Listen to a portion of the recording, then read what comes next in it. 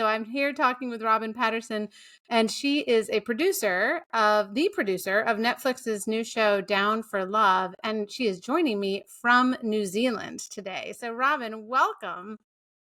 Thank you so much. It's great to be here. Yeah, thank you so much for being here. It was funny. We had a little bit of a just trying to figure out literally what time we each were talking from. But I'm coming in from Wednesday afternoon, and Robyn is coming in from Thursday morning, and it's kind of amazing that we get to do that. I wanted to start though by just I'm sure we've got listeners to this podcast who have not seen Down for Love, which I will talk about because I've seen every episode and I'm thrilled with it. But I thought maybe, Robyn, you could start by just telling us the story of how you came to create this show. Like, how did you envision it? How did you go about Mm. making it? Because then that will also introduce people to the show itself. Yeah, sure. Well, there's a little bit of a long story to that. The company responsible for the show is called Attitude Pictures. They're a New Zealand-based company. I'm actually a documentary filmmaker the majority of the time. And I have worked with Attitude on and off over the last few years in a freelance capacity, directing some episodes here and there.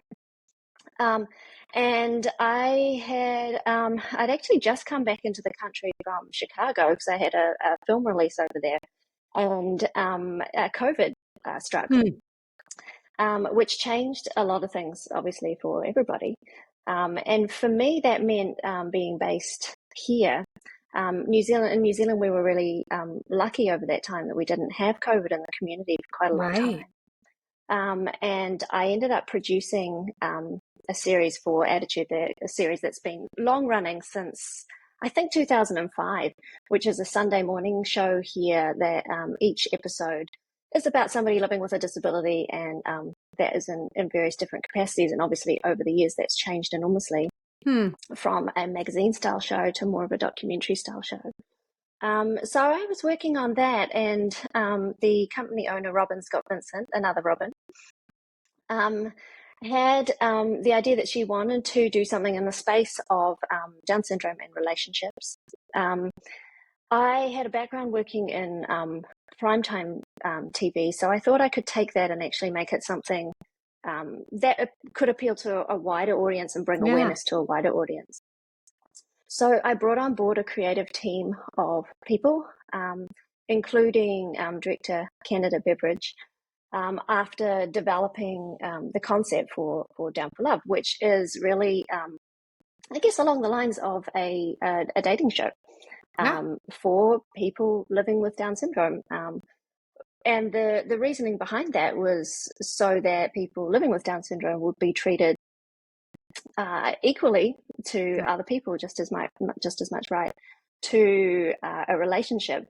While we were developing the concept, though, I had a lot of consultation with people in the Down syndrome community, participants, and Xandra Vassarino, who runs the New Zealand Down syndrome organisation here. So we had a lot of conversation even before the concept came about in terms of what people were looking for in the community, what people's frustrations were, and also what people wanted to see and also participate in. So there was a lot of conversation before that show came about. So sorry, that's a long-winded way of coming back to the show, but just a little bit of background there. No, that's what I wanted to hear, because I think when I first heard about the show, I'm always a little bit wary as the mother of someone with Down syndrome. I just wonder, how is Down syndrome going to be portrayed?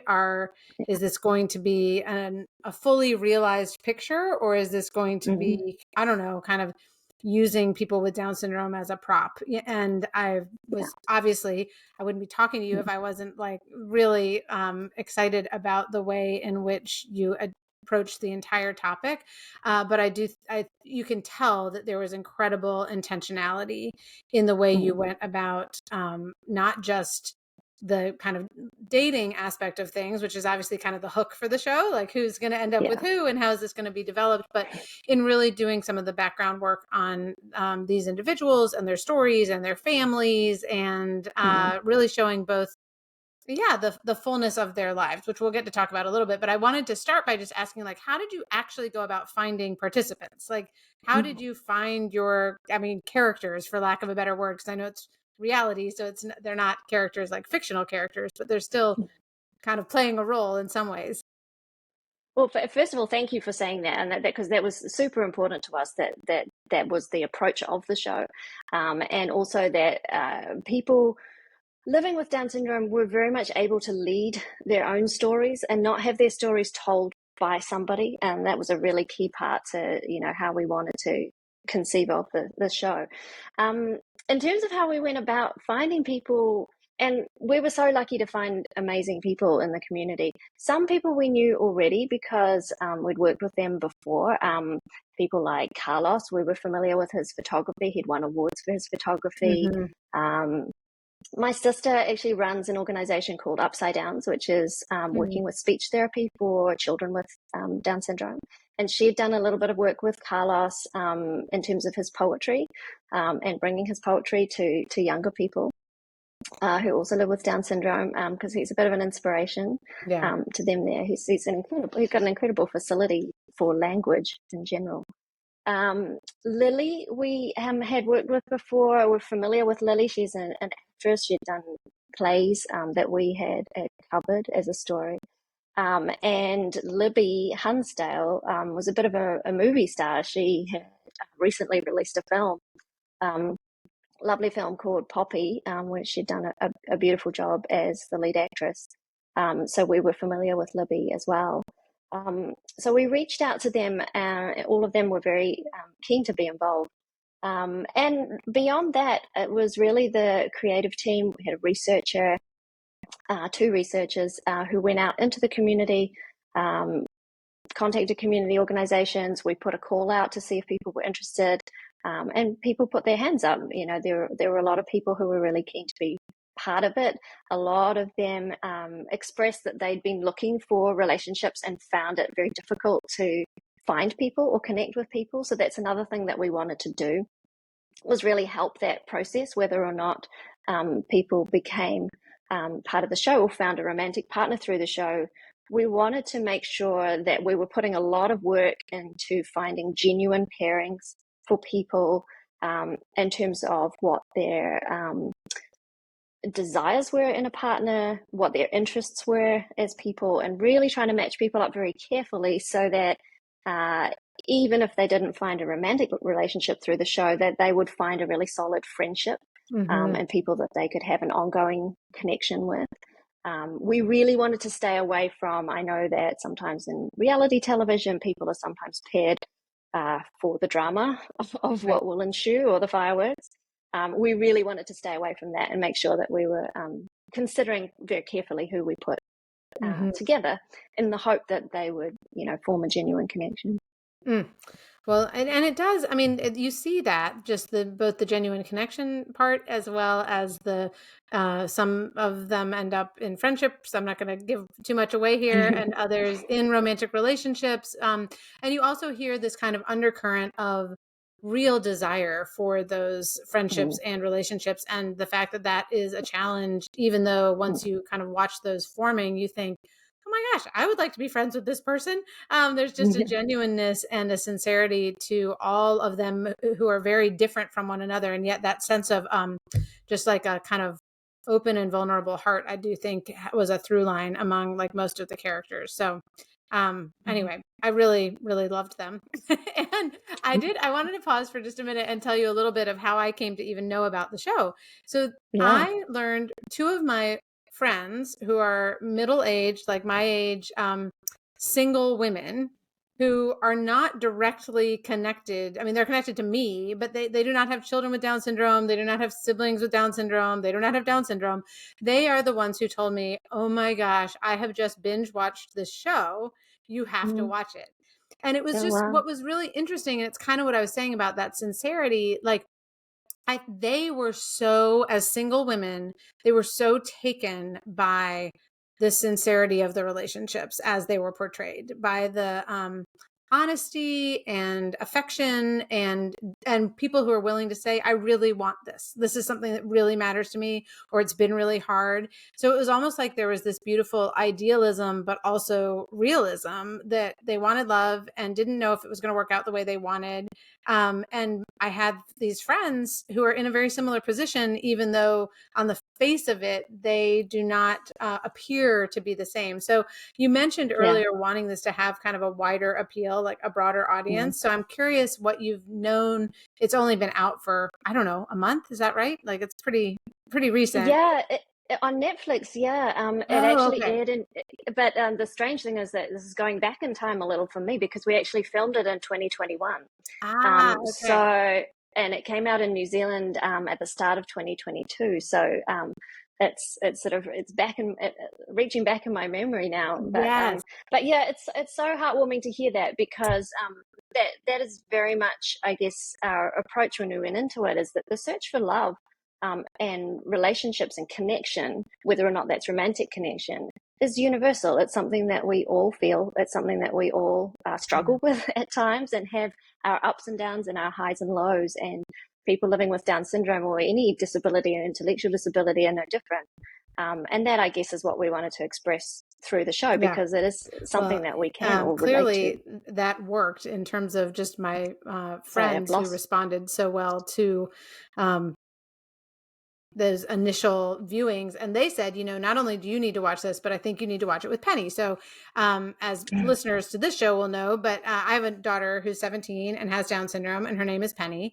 And so I asked her if she would watch this show with me, and she was like, sure. And I think she was a little bit, like, what's it going to be like? But we ended up watching all 5 episodes together.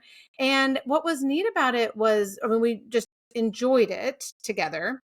And it also was, I think there were 2 things that happened. One, it gave like a prompt for some conversations that I think both of us have wanted to have around dating, friendship, romance, like some of those types of questions. And that's just really helpful to have a prompt for that, to be able to say, okay, who could you relate to? And what did you feel when you saw this? And what do you think about that?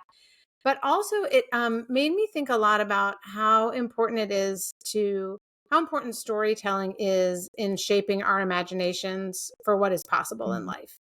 And for Yes. most people who do not have Down syndrome, there is an imagination around love and romance and marriage that's Yeah. just kind of handed to you by the culture.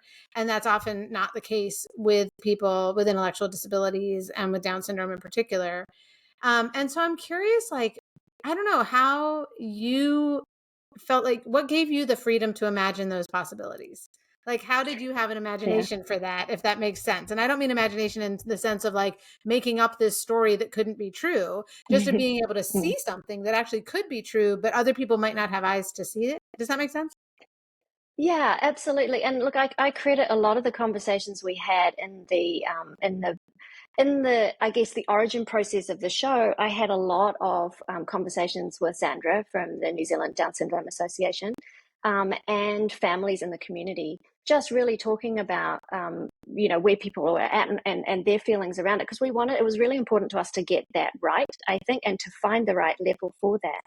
And what people expressed a lot of the time was the feeling, and this includes some of the people who became participants, was the feeling that, there's often a well intentioned but overly protective bubble that's put around people with intellectual disabilities, Yes. which they really feel limits their choices and their ability to have fulfilling relationships in the way that they see their siblings having. Um, and other people around them and friends, and there's a lot of reaching out and wanting that. Families also expressed that they felt they would love to encourage their children and help their children to, and I say children because a lot of them were talking about teenagers, but in the case of Down for Love, of course, we're talking about adults. We had an 18 cutoff, so that everyone was in that bracket. People saying that they were struggling with how sometimes they were getting feedback from the community, like, you shouldn't be, allowing your adult child to have a connection, and people being concerned about that. But there was a real expression of a desire to have that conversation and to change that conversation and that narrative, and to treat people equally in that regard, and to empower people to be able to have fulfilling romantic and other relationships like anybody else. Xandra from New Zealand Down Syndrome Association is very strong on that people should be empowered and they have every right to have relationships like everyone else. So I think that gave us the confidence going into the show that we'd really, listened to the community on that one, and that we were really wanting to make that possible for our participants who were really expressing that desire. Well, I love that. But it's an important conversation. Yeah, Sorry, that's what I was going to say. I mean, I have two different strains of thought from what you just said. Yeah. One is just that it is, I do think I learned, and it's a pretty simple phrase, but the phrase, the dignity of risk, a couple of months ago, as it pertains to like really how important it is as a parent who, and this is true for all of my children, but I feel it the most with Penny. I so want to protect her. And there is such a sense of like, oh my gosh, you're more vulnerable than other people, so I need to protect you more. And yet it is giving her the dignity that she is due to let her take risks. And that might be the risk of like preparing food, whether that's like taking a piece of toast out of the oven and she might burn herself, or cutting a, pepper to eat for dinner, or the risk of a relationship, the risk of, some sort of, whether it's physical or emotional, whether that's rejection or acceptance. I mean, there are risks all involved there. And I think there has been such a sense of, as parents, having to protect our children from this kind of big, scary world. And there is a conversation about, but what would it mean to actually equip and empower them to go into that world? And I think there's more and more of that happening. And again, shows like this help us to actually imagine that could be possible. So I really appreciated that, and thought a lot about it. And it, again, was a good prompt for me to be able to talk to Penny about some of those things, about, what does it mean to feel in your body that you're attracted to someone? What does it mean? There's a lot of conversation around consent, whether that's the consent to hold hands or to do something that's much more physical, between two, romantically involved partners. So I just really appreciated the way throughout, I mean, it really came throughout the show. And there were, early on especially, you had some conversations where you saw parents both grappling with how much are we going to let them explore and do, and also being like, yeah, we want them to be able to like really live their lives, and we believe they can do that and deserve to be able to do that. Thank you. Yeah, we really wanted to include that conversation with parents because that's so relevant to the situation. And of course, it is challenging territory. I'm a mom, I understand.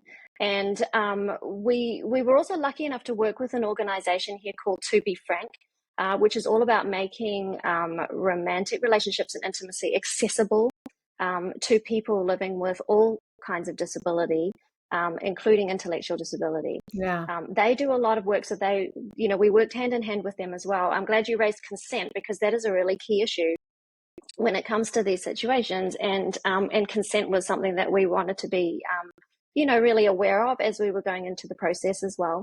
And so, To Be Frank, we're a wonderful organization to work with, and to work with some of our participants on and off screen as we were going through the process, to make sure that was safe for everybody as well.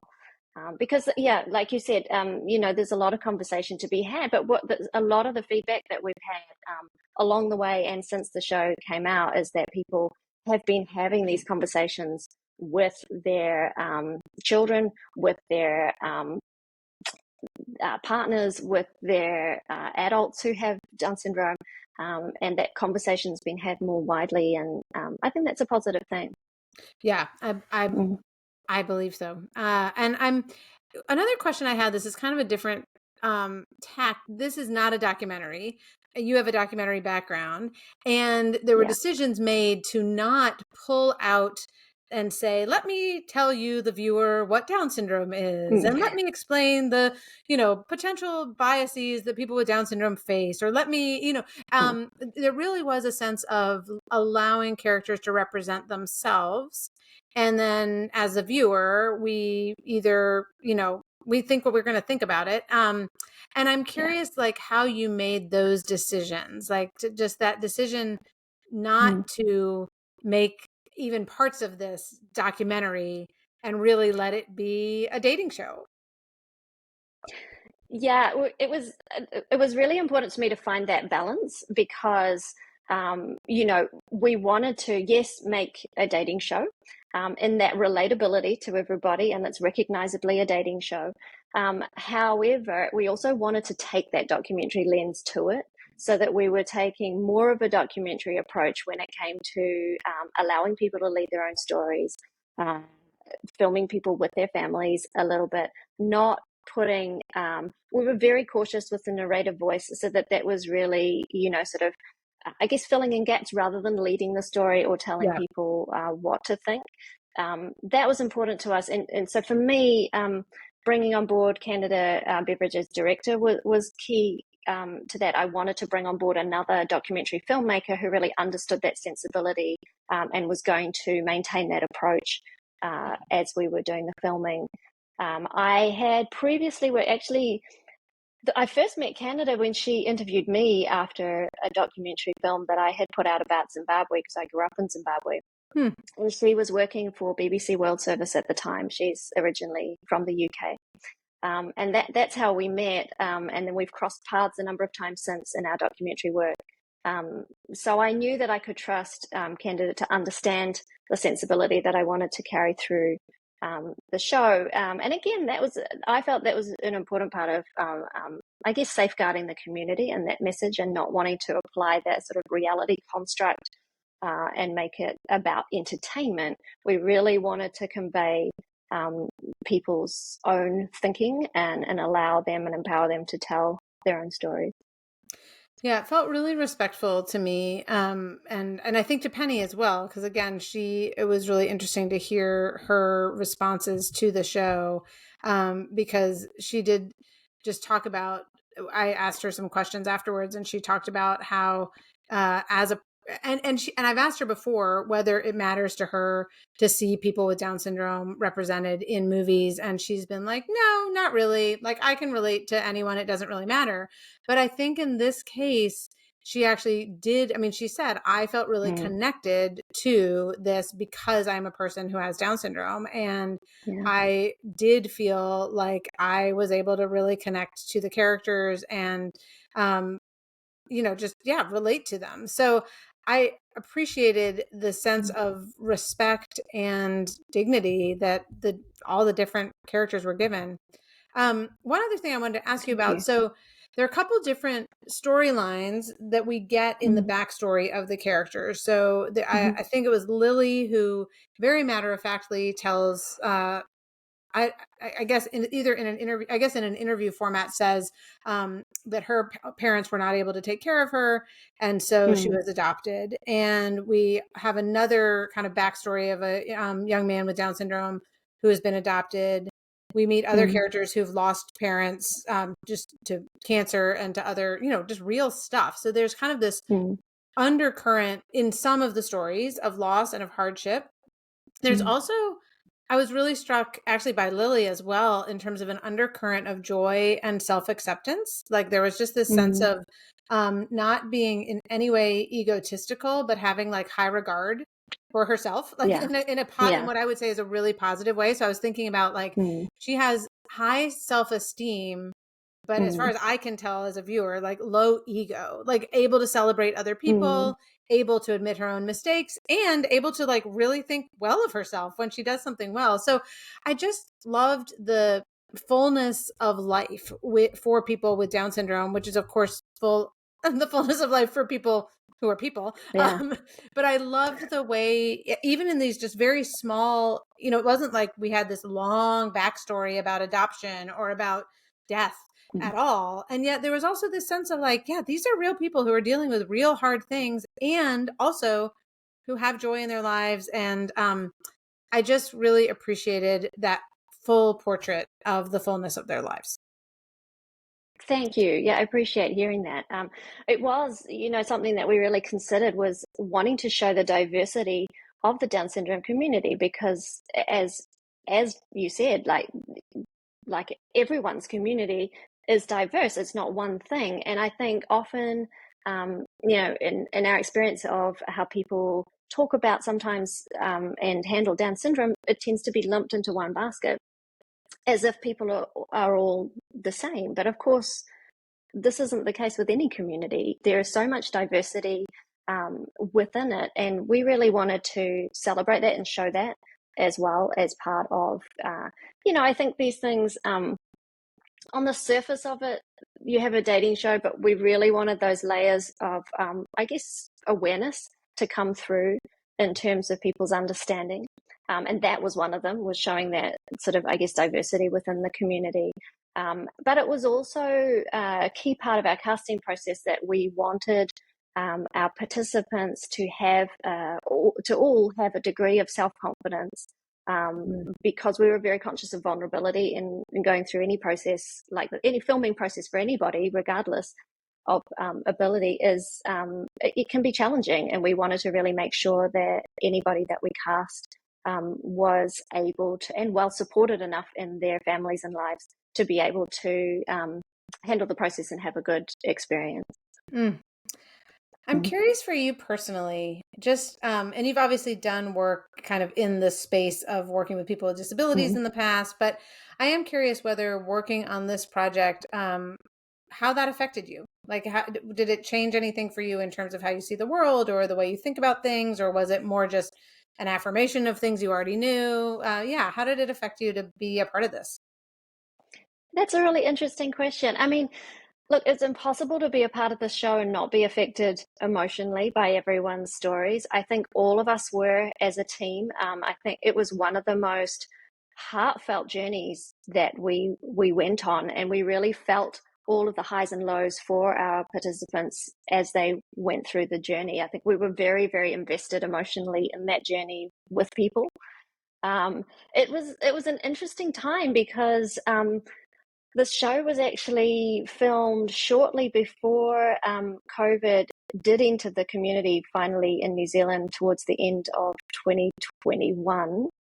And just prior to that, we had actually done the majority of our filming just before that happened. But we ended up in a very long lockdown here in Auckland just as filming ended. So all of our post-production was actually done remotely. I was in one place, director was in one place, editor was in one place, participants obviously all individually at home. So we were communicating remotely through that process, which was very strange. And then the second part of it was filmed after COVID within the community. So we were putting COVID protocols in place and filming a little differently with distancing and so forth.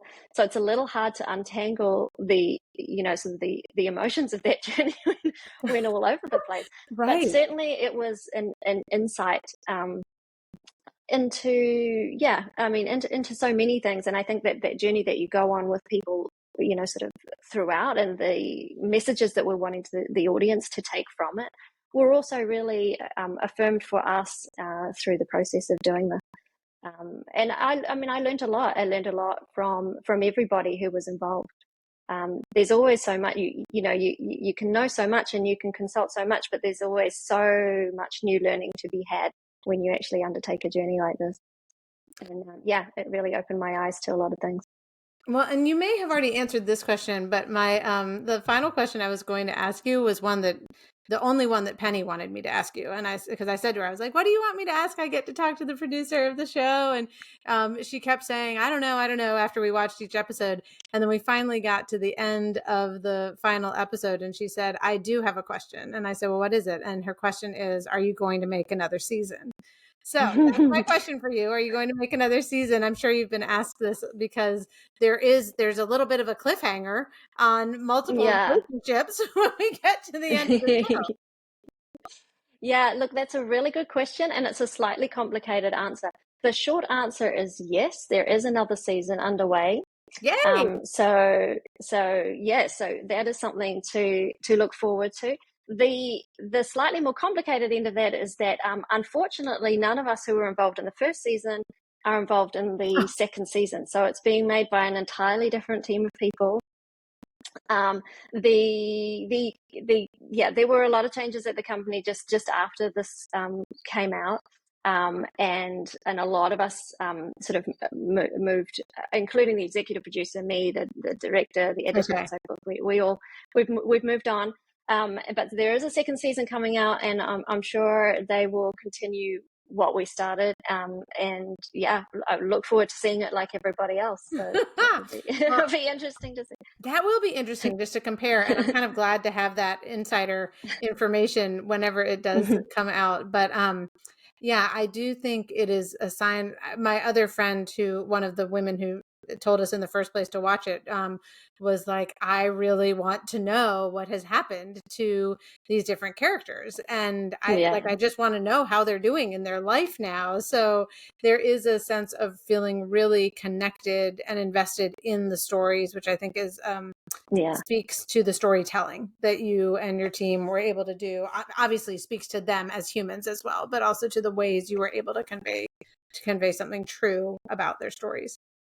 Thank you so much. And it's been an absolute pleasure to stay in touch with so many of the participants, even though, we haven't continued into the second season. As a creative team, we all love hearing from so many of the participants who still contact us with updates and for chats and getting in touch. So that's been really nice, hearing what they're getting up to. And of course, we're still in touch with the New Zealand Down Syndrome Association, who also keep us posted. So that's been wonderful, just to kind of stay. I won't give away any spoilers, but there's a lot been happening in so many of their lives, and it's wonderful to have that connection ongoing.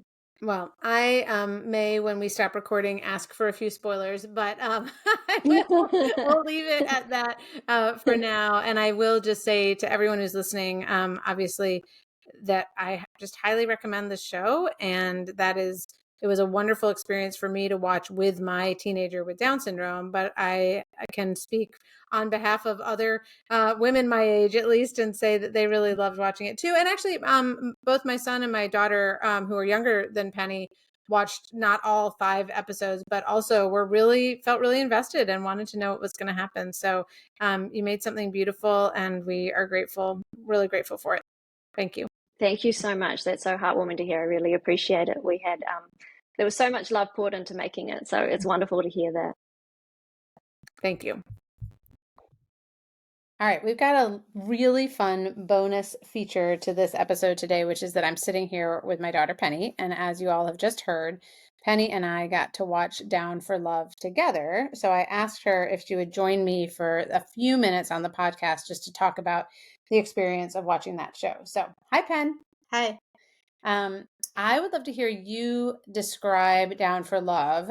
So how would you describe it to someone who has not ever seen it before? Down for Love is a reality dating show where people with Down syndrome and other disabilities go on blind dates to try to find love.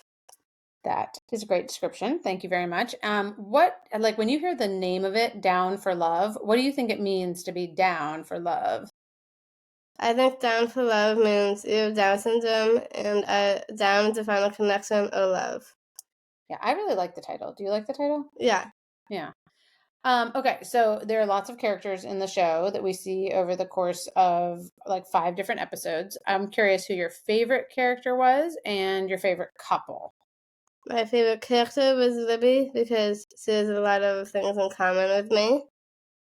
My favorite couple has to be Lucille and Brayden because all of the blind dates have been something creative and they connect more with each date. Yeah, they were really fun to watch together, I thought. I really enjoyed them a lot. So I'm curious for you, did watching that show make you think about your own desire to date people? Yes, I do as I had a boyfriend, but right now I'm enjoying single life. Well, I'm glad to hear that. I'm glad you're enjoying single life. In fact, I will say the homecoming dance, which you just had, where you were one of the single ladies, seemed like it was really fun. Am I right? Yeah. And there are a lot of you who were single and dancing together, right? Yeah. So that's cool. But here's my question for you. Do you think that it is harder to find people to date because you have Down syndrome? I have only had one boyfriend in my life, which in a short version did not last very long. It was pretty easy for me to find a guy because he also has some sort of disability, so we could connect in that way. We've been friends for a while, and I think we're gonna keep it that way. So it felt like it was like easy to connect as boyfriend girlfriend in the beginning, even though it didn't last. But that was because of both having a disability. Yeah. Yeah. Well, I am looking forward to the day when you find the right guy for you. And it can take as long as it needs to take, but I'm certain it's going to happen. All right, back to Down for Love. Did you like the show? And I'm curious if you can say why or why not. Yeah, I like the show. I liked it because I could relate with trying to find a guy and trying to connect our interests together. I felt like one thing I thought was really interesting. Do you remember who told us about the show in the first place? Elizabeth. Yeah, so one of my friends who is single and a lot older than you, and who does not have Down syndrome, but she really liked the show because she could relate with trying to find a guy and just really liked the way they did it. So I do think that having Down syndrome felt like a really relatable thing, but I also think that it just was like a sweet way to see a dating show. Yeah. Anyway, I'm curious for you, what are some questions that you have about dating and love?